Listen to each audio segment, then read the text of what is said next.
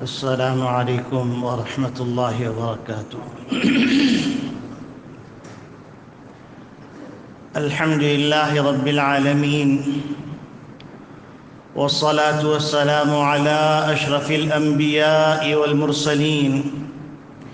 وخاتم النبيين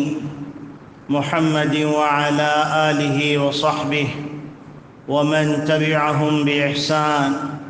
ودعا بدعوتهم إلى يوم الدين. أما بعد، فأعوذ بالله من الشيطان الرجيم. بسم الله الرحمن الرحيم. قال الله تبارك وتعالى: وقل اعملوا فسيرى الله عملكم ورسوله والمؤمنون ثم تردون إلى عالم الغيب والشهادة فينبئكم بما كنتم تعملون. وقال تعالى: الذي خلق الموت والحياة ليبلوكم أيكم أحسن عملا. وقال النبي صلى الله عليه وسلم: الكيس من دان نفسه وعمل لما بعد الموت، والعاجز من أتبع نفسه هواها وتمنى على الله الأماني، أو كما قال عليه الصلاة والسلام. میرے محترم بزرگوں، عزیز دوستوں، دینی اسلامی بھائیوں، میں نے آپ کے سامنے سورہ توبہ کی ایک آیت پڑھی ہے اور سورہ ملک کی ایک آیت پڑھی ہے. ان دونوں آیتوں میں اور قرآن کریم کی بے شمار آیتوں میں اللہ رب العالمین نے اپنی مخلوق کو متوجہ فرمایا ہے اعمال کی طرف کہ دیکھو، دنیا دار العمل ہے، لہٰذا اس میں جتنے زیادہ اعمال صالحہ کر سکتے ہو کرتے رہو. اور پھر اس بات کو اللہ رب العالمین نے مختلف جگہوں پر مختلف مثالوں سے سمجھایا ہے اپنے بندوں کو. اور نبی اکرم صلی اللہ علیہ وسلم نے بھی ایسی بات جو اعمال صالحہ کی طرف متوجہ ہو مختلف مثالوں سے سمجھایا ہے. اس علم کو علم الامثال کہتے ہیں، مثالوں کا علم. علم الامثال کا فائدہ یہ ہے کہ پیچیدہ سے پیچیدہ بات، مشکل سے مشکل بات وہ مثال سے بڑی آسان ہو جاتی ہے. اسی علم الامثال کے میدان میں ایک شاہ سوار مولانا رومی رحمۃ اللہ علیہ ہیں. وہ بھی بہت سی باتیں حکایات کے ذریعے سے اور امثال کے ذریعے سے سمجھا دیتے ہیں. اس آیت کے ذیل میں نبی کریم صلی اللہ علیہ وسلم نے ایک مثال سے اعمال صالحہ کی اہمیت کو سمجھایا. اور ویسے بھی ابھی رمضان مبارک گزرا ہے، اور رمضان مبارک میں انسانوں کو اللہ رب العالمین نے موقع عنایت فرمایا. اس کے دو دشمن، ایک شیطان اور دوسرا نفس، دونوں کو کسی نہ کسی شکل کے اندر قید کر کے اعمال صالحہ کا موقع دیا تاکہ بقیہ 11 مہینے اعمال صالحہ سے مزین ہوں، اعمال صالحہ کی طرف رغبت ہو، اعمال صالحہ کی توفیق ہو. اس بات کے لیے رمضان مبارک کا مہینہ عطا فرمایا. تو میں یہ عرض کر رہا تھا کہ اس آیت کے ذیل میں نبی کریم صلی اللہ علیہ وسلم نے بڑی پیاری مثال سے اعمال صالحہ کی اہمیت کو سمجھایا. اور اعمال صالحہ کے مد مقابل جو چیزیں رکاوٹ بنتی ہیں، جو چیزیں اعمال صالحہ کے وقت کو کھا جاتی ہیں، ان چیزوں کو بھی بڑی پیاری مثال سے سمجھایا کہ یہ چیزیں ہیں جو انسان کو اعمال صالحہ کرنے سے روک دیتی۔ ایک موقع پر نبی کریم صلی اللہ علیہ وسلم نے ارشاد فرمایا، صحابہ کرام رضوان اللہ اجمعین تشریف فرما تھے کہ دیکھو ایک مثال سنو۔ نبی کریم صلی اللہ علیہ وسلم جب کوئی اہم بات فرماتے تو اس کا کوئی ایسا عنوان قائم کرتے کہ صحابہ کرام رضوان اللہ اجمعین ہمتاً گوش ہو کر اس طرف متوجہ ہو جاتے۔ جب نبی کریم صلی اللہ علیہ وسلم نے یہ بات ارشاد فرمائی تو سارے صحابہ متوجہ ہو گئے کہ آپ صلی اللہ علیہ وسلم بہت قیمتی بات فرمانے جا رہے ہیں، کیونکہ آپ صلی اللہ علیہ وسلم نے عنوان قائم فرمایا اور فرمایا دیکھو ایک مثال سنو۔ فرمائے لگے کہ ایک شخص تھا، اس کے 3 بھائی تھے، ایک بڑا بھائی، ایک منجلا بھائی، ایک چھوٹا بھائی۔ اس شخص کے انتقال کا وقت قریب آ گیا تو انتقال کے وقت انسان، جیسے ہم لوگ اردو محاورے میں کہتے ہیں ڈوبتے ہوئے کو تنکے کا سہارا، تو یہ شخص اپنے بڑے بھائی کی طرف متوجہ ہوا اور بڑے بھائی سے کہا کہ بھائی جان آپ تو جانتے ہیں کہ میں نے اپنی خوشی کو آپ کی خوشی پہ قربان کر دیا، اپنی راحت کو آپ کی راحت پہ قربان کر دیا، نہ میں نے دن دیکھا نہ میں نے رات دیکھی، نہ میں نے اپنے سکون کا خیال کیا نہ میں نے اپنی نیند کا خیال کیا، نہ میں نے اپنی صحت کا خیال کیا اور نہ ہی میں نے اپنی بیماری کا خیال کیا، نہ میں نے گرمی کا خیال کیا نہ میں نے سردی کا خیال کیا، نہ میں نے دھوپ کا خیال کیا نہ میں نے چھاؤں کا خیال کیا، حتیٰ کہ آپ کے خاطر میں نے ملک چھوڑا، آپ کے خاطر میں نے اپنا گھر بار چھوڑا، آپ کے خاطر میں نے اپنے بچوں کو چھوڑا، آپ کے خاطر میں نے اپنی بیوی کو چھوڑا اور دور دراز سفر پہ نکل گیا کہ آپ کو راحت مل جائے، آپ کو سکون مل جائے۔ اب آپ جانتے ہیں کہ میرا آخری وقت ہے اور مجھے سہارے کی ضرورت ہے، ان احسانات کے بدلے میں آپ کچھ میرا کام آ سکتے ہیں؟ تو بڑے بھائی نے کہا کہ دیکھو تم نے جو کچھ بھی کیا بیوقوفی میں کیا، مجھ پہ تمہارا کوئی احسان نہیں اور مجھے تمہاری کوئی پرواہ بھی نہیں، تم جا رہے ہو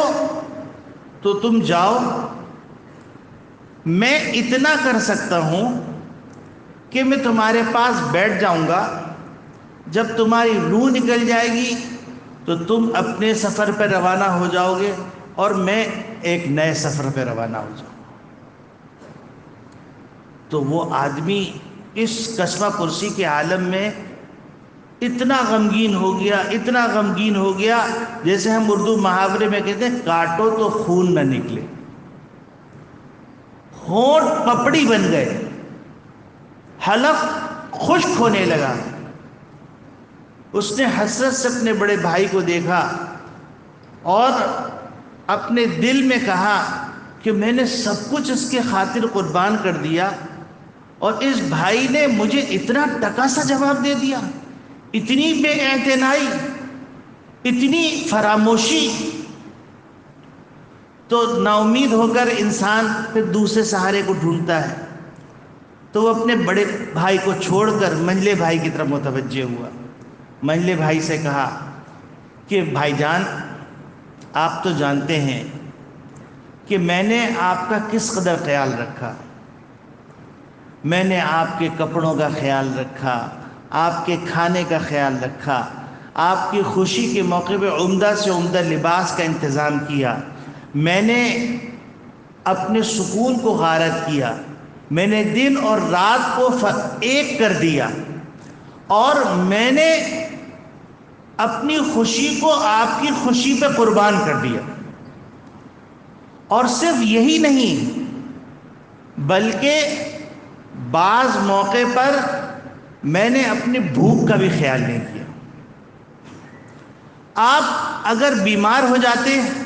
تو میری راتوں کی نیند اڑ جاتی, اور آپ کسی طرح خوش ہو جائیں تو اس کے لیے میں نے جو جو جتن کیے ہیں وہ آپ جانتے ہیں.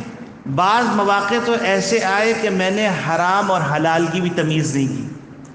کہ کسی طریقے سے آپ کو راحت پہنچا دوں. اب میرا آخری وقت ہے, بڑے بھائی جن سے بڑی امیدیں تھیں, جن کے لیے میں نے اپنا سب کچھ لٹا دیا تھا, انہیں تو ٹکا سا جواب دے دیا, کیا آپ میرے کچھ کام آ سکتے ہیں؟ تو منجلے بھائی نے کہا کہ دیکھو بھائی, تم نے جو کچھ کیا اس سے ہم کو کوئی سروکار نہیں. تم نے جھک ماری ہے, وقت برباد کیا. چلو تم کہہ رہے ہو تو میں اتنا کر لیتا ہوں کہ میں تمہارے پاس بیٹھا رہوں گا, اور پھر جب تمہاری روح نکل جائے گی تو میں اتنا احسان کر دوں گا کہ تمہارے غسل اور کفن کا انتظام کر کے تمہیں قبر تک پہنچا کے آ جاؤں. باقی تم جانو, تمہارا کام جانو. اب تو اس کی یوں سمجھو کہ روح جو نکلنے والی تھی, پہلے وہ روح اس کے حلق کے اندر آگے اٹک گئی. اب وہ بڑا پریشان, افسردہ, اب ڈوبتے ہوئے کو تنکے کا سہارا. تو اس نے اپنے چھوٹے بھائی کی طرف دیکھا اور چھوٹے بھائی سے کہا کہ بھائی, میرا تمہارا صرف رشتہ بھائی کا ہے, اور بھائی بھائی کے کام آتا ہے. دیکھو مجھے معلوم ہے کہ میں نے تم کو مختلف مواقع پہ رلایا, تم مجھے پکارتے تھے, میں نے پلٹ کے جواب نہیں دیا. کتنے موقع ایسے آئے کہ جس میں تم چھوٹی سی بات پر خوش ہو سکتے تھے, میں نے اس خوشی کو اپنے پاؤں تلے رون ڈالا. اور میں نے ہر موقع پر تمہارا حق ضائع کیا. کوئی موقع ایسا نہیں ہے جس میں میں نے تمہارے ارمانوں کا خون نہ کیا. تم نے میرے فائدے کے لیے مجھے پکارا, میں نے اپنے کان بند کر لیے. تم نے مجھے اپنی محبت کا واسطہ دیا تو میں جو ہے اپنے بڑے بھائی کی طرف لگا رہا, میں اپنے منجلے بھائی کی طرف لگا رہا. میں نے تمہاری محبت کے واسطے کو نہیں سنا, لیکن تم بھائی تو ہو نا, تو بھائی کا بھائی سے رشتہ ہوتا ہے. تو میں تمہیں صرف بھائی کا واسطہ دے کے کہہ رہا ہوں, کیا تم میرے کچھ کام آ سکتے ہو؟ تو وہ بھائی کہتا ہے, بھائی آپ بالکل پریشان مت ہو,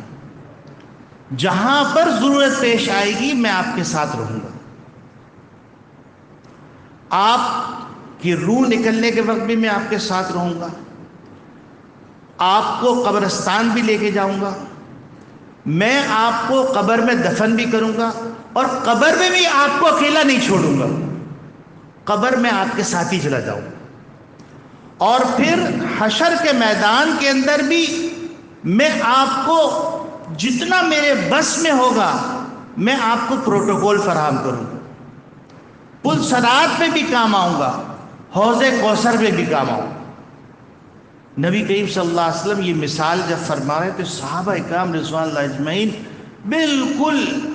ایسے بیٹھے ہوئے تھے جیسے کہ ان کے سروں پر پرندے بیٹھے ہوئے ہیں, اگر وہ ذرا سا حرکت کریں گے تو پرندے اڑ جائیں گے. پھر نبی کریم صلی اللہ علیہ وسلم نے جب ان کو اس قدر متوجہ دیکھا, فرمایا جانتے ہو یہ تینوں بھائی کون ہیں؟ صحابہ کرام رضوان اللہ اجمعین نے عرض کیا, اللہ و رسولہ اعلم, ہم تو نہیں جانتے, اللہ اور اس کے رسول زیادہ بہتر جانتے. پھر نبی کریم صلی اللہ علیہ وسلم نے فرمایا, اچھا یہ بتلاؤ کہ بڑے بھائی کے بارے میں تمہاری کیا رائے ہے؟ تو صحابہ نے عرض کیا, اللہ کے رسول, بڑا بھائی تو بڑا بد اخلاق, بڑا بے مروت اور بڑا احسان فراموش. تو فرمایا اچھا بتاؤ منجلے بھائی کے بارے میں تمہاری کیا رائے ہے؟ تو انہوں نے کہا کہ وہ بھی احسان فراموش, اس نے بھی بالکل بھی احسان کا پاس نہیں رکھا. نبی کریم صلی اللہ علیہ وسلم میں اچھا بتلاؤ چھوٹے بھائی کا کردار کیسا ہے؟ تو صحابہ کرام رضوان اللہ اجمعین نے کہا وہ تو بہت بلند کردار کا مالک ہے، بہت اعلیٰ اخلاق کا مالک ہے، بہت اعلیٰ صفات سے متصف ہے۔ تو نبی کریم صلی اللہ علیہ وسلم سنو تمہیں بتلاتا ہوں کہ بڑا بھائی کون ہے۔ صحابہ کرام رضوان اللہ بے تابی سے بے قراری سے انتظار کر رہے ہیں کہ نبی کریم صلی اللہ علیہ وسلم بتلائیں۔ تو نبی کریم صلی اللہ علیہ وسلم فرمایا انسان کا بڑا بھائی اس کی دنیا ہے۔ اس دنیا کے خاطر انسان اپنے آرام کو قربان کرتا ہے، اپنی راحت کو قربان کرتا ہے، اپنی صحت کو قربان کرتا ہے، حرام حلال کی تمیز کو مٹاتا ہے، اپنے بچوں کی خوشیوں کو اس دنیا کے خاطر قربان کرتا ہے کہ دنیا مجھے مل جائے۔ حتیٰ کہ آپ نے آج کی دنیا میں دیکھا کہ لوگ اس دنیا کو کمانے کے لیے اپنے راحت کے گھر کو چھوڑ کر یورپی ممالک چلے جاتے ہیں، اور وہاں پر ایک 8x8 کے کمرے کے اندر 10 آدمی اوپر تلے بستروں کے اوپر سو رہے ہوتے ہیں، اور ایسے کہ سانس لینے کی جگہ نہ ہو، وہ اپنے آرام کو قربان کر دیتے ہیں، سب کچھ قربان کر دیتے ہیں کہ کسی طریقے سے میں ڈالر کما لوں، کسی طریقے سے مجھے نیشنلٹی مل جائے۔ سارے جتن کرتے ہیں۔ دنیا کے اندر ایسے بے شمار لوگ ہیں جو اپنی جان کی بازی ہار جاتے ہیں اس دنیا کے خاطر۔ کشتیوں کے اندر جو اسمگلنگ، انسانی اسمگلنگ ہوتی ہے، اس کے اندر کتنے لوگ آپ سنتے ہیں کہ فلاں جزیرے پہ وہ غرق ہو گئے، فلاں جزیرے پہ ڈوب گئے، فلاں جزیرے پہ کوسٹ گارڈ والوں نے فائرنگ کی تو اس جہاز کے اندر جو تھے سارے کے سارے لوگ جہاز سمیت ڈوب گئے۔ یہ اس دنیا کے خاطر سارے جتن ہو رہے ہوتے ہیں۔ اور دنیا کا حال یہ ہے کہ جب انسان کی موت کا وقت آتا ہے تو دنیا کہتی ہے کہ میں اس وقت تک تیرے ساتھ ہوں جب تک کہ تیری روح نکلتی نہیں ہے، اور جیسے ہی روح نکلے گی یہ پیسہ، یہ دولت، یہ دنیا ساری کی ساری ورثہ کی ہو جائے گی۔ یہ دنیا قبر تک بھی ساتھ دی جاتی۔ پھر فرماتے ہیں کہ دنیا کے بعد دوسرا بھائی جو منجلا بھائی ہے، وہ منجلا بھائی، یہ منجلا بھائی اس کی بیوی بچے اور آل اولاد ہے کہ بیوی بچوں کے خاطر انسان حرام حلال کی تمیز مٹا دیتا ہے۔ کتنے لوگ ہیں جو اپنے بچوں کی خوشی کے خاطر اللہ کے حکموں کو توڑ دیتے ہیں،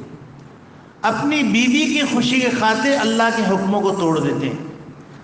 اپنے بیوی بچوں کو اچھی لباس اور پوشاک کی کوشش کرنے کے اندر حرام حلال کی تمیز مٹا دیتے ہیں۔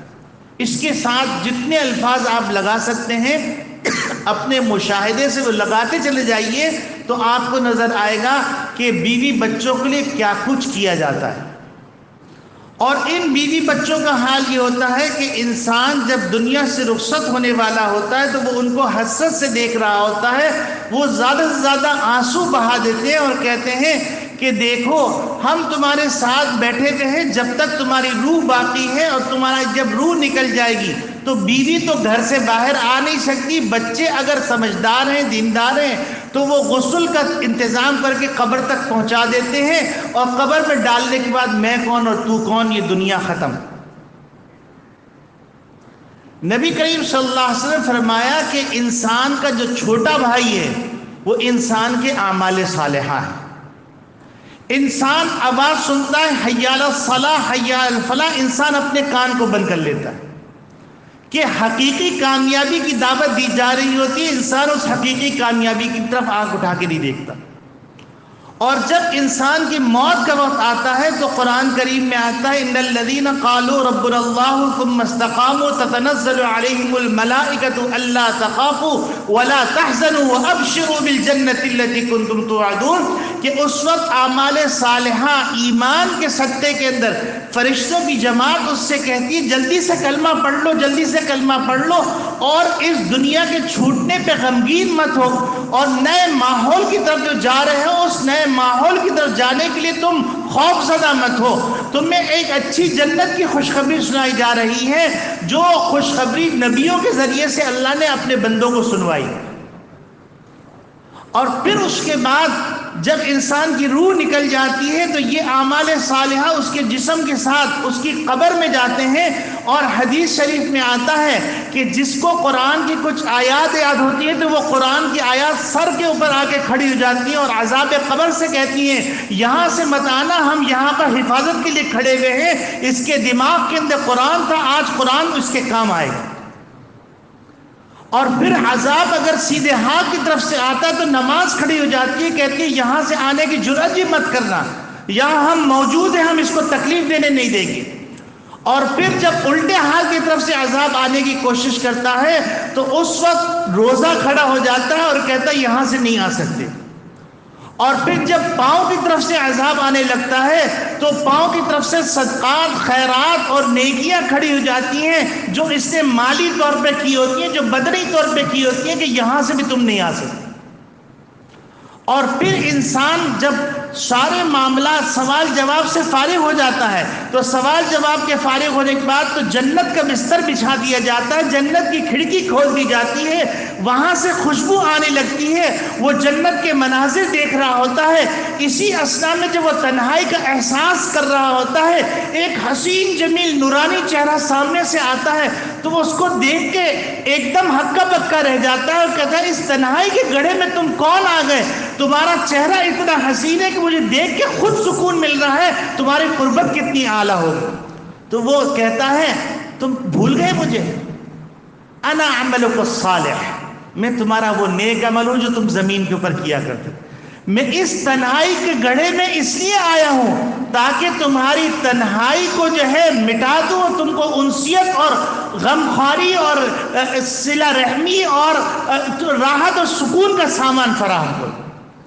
اور پھر جب انسان قبر سے اٹھتا ہے تو قبر سے اٹھتے وقت اللہ رب العالمین کی شان دیکھیے کہ اللہ رب العالمین جس بندے نے لا الہ الا اللہ پڑھا ہوتا ہے وہ اس کے سینے کی طرف آ جاتا ہے، اور جس نے اللہ اکبر پڑھا ہوتا ہے اس کے سر کی طرف سے آ جاتا ہے، اور جس نے لا حول ولا قوت الا باللہ پڑھا ہوتا ہے اس کے پشت کی طرف سے آ جاتا ہے، جس نے سبحان اللہ علیہ والحمد للہ پڑھا ہوتا ہے وہ اس کے سیدھے ہاتھ کی طرف سے آ جاتا ہے، جس نے اور ذکر کیا ہوتا ہے وہ اس کے الٹے ہاتھ کی طرف سے آ جاتا ہے، یعنی اس کو حصار میں لے لیتا ہے. اس وقت جس وقت کے اندر لوگ نفسی نفسی پکار رہے ہوں گے، نبی بھی نفسی نفسی پکار رہے ہوں گے، اس وقت کے اندر یہ عمل صالح کہتا ہے تم گھبراؤ نہیں، ہم تم کو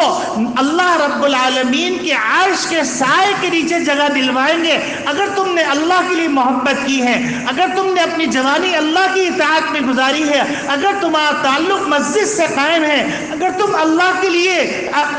خیر خواہی کے جذبات رکھتے ہو، اس طرح 7 لوگوں کو اللہ کا عرش کا سایہ نصیب ہوتا ہے، حتیٰ کہ صلہ رحمی کا سایہ بھی اس کا ذریعہ بنتا ہے. اور یہ اعمال صالحہ اس کو لے کے جاتے ہیں. جب حوض کوثر میں پہنچتے ہیں تو حوض کوثر پر نبی کریم صلی اللہ علیہ وسلم کے ہاتھ سے جام کوثر عطا کیا جاتا ہے. نبی کریم صلی اللہ علیہ وسلم فرماتے میں اپنی امت کو وضو کی وجہ سے پہچانوں گا، کیونکہ میری امت جب وضو کرتی ہے تو اس کا چہرہ اس وضو کے پانی کی وجہ سے چمک رہا ہوگا، اس کے ہاتھ چمک رہے ہوں گے، اس کے پاؤں چمک رہے ہوں گے، تو میں اپنی امت کو پہچان لوں گا اور اپنی امت کو پانی پیش کروں گا. اور جب میزان عمل کا معاملہ آئے گا تو ایک سبحان اللہ پورا میزان عمل جو پوری کائنات زمین و آسمان کو اس کے ایک پلڑے میں رکھ دیا جائے تو اس پلڑے کے ایک آدھے حصے میں وہ آتا ہے. پوری کائنات اس اتنا بڑا میزان عمل ہے، اس پہ ایک سبحان اللہ آدھے پلڑے کو گھیر لے گا. ایک لا الہ الا اللہ وہ اس کو جنت تک لے جانے کا ذریعہ بن جائے گا، اور پل صراط سے وہ ایسے گزر جائے گا جیسے بجلی کونتی ہے. تو میرے عزیز دوستو بس یہی پیغام عرض کرنا ہے کہ وَقُلِ اعْمَلُوا فَسَيَرَى اللَّهُ عَمَلَكُمْ. نبی کریم صلی اللہ علیہ وسلم اس آیت کی ذیل کے اندر یہ بات فرمائی ہے اے محمد صلی اللہ علیہ وسلم، اللہ رب العالمین فرمانے اپنی امت کو کہہ دیجئے تم اعمال صالحہ کرتے رہو، فَسَيَرَ اللَّهُ عَمَلَكُمْ وَرَسُولُهُ وَالْمُؤْمِنُونَ، تمہارے عمل کو دیکھیں گے، اللہ بھی دیکھیں گے، رسول اللہ بھی دیکھیں گے اور مومنین بھی دیکھیں گے۔ ثُمَّ تُرَدُّونَ إِلَىٰ عَالِمِ الْغَيْبِ وَالشَّهَادَةِ، پھر تم لوٹائے جاؤ گے عالم الغیب والشہادہ کی طرف، فَيُنَبِّئُكُم بِمَا كُنتُمْ تَعْمَلُونَ، پھر تم نے جو اعمال کیے ہوں گے وہ اعمال تمہارے سامنے آ جائیں۔ تو میرے عزیزو، آج کا پیغام رمضان کے دوسرے جمعے، یعنی رمضان ختم ہوا بعد دوسرا جمعہ ہے، رمضان کی یاد دلانا ہے کہ رمضان میں ہم نے 20 رکعت تراویح پڑھی ہے، ہم نے قرآن کی تلاوت کی ہے، ہم نے نفلیں پڑھی ہیں، ہم نے کھانا پینا چھوڑا ہے، ابھی ہماری مشق ہوئی ہے 30 دن، ہم میں انرجی موجود ہے، ہم اپنی چھوٹے بھائی سے دوستی کر لیں، اور دوستی کر کے ہم اس چھوٹے بھائی جو موت کے وقت بھی کام آئے گا، جو زندگی کے اندر بھی کام آئے گا، جو قبر کے اندر بھی کام آئے گا، جو حشر کے اندر بھی کام آئے گا، جو پل صراط میں بھی کام آئے گا، جو میزان عمل میں بھی کام آئے گا، اور جو جنت میں بھی کام آئے گا۔ اللہ رب العالمین کہنے والے کو سب سے پہلے عمل کی توفیق عطا فرمائے اور سننے والوں کو عمل کی توفیق عطا فرمائے۔ وآخر دعوانا ان الحمد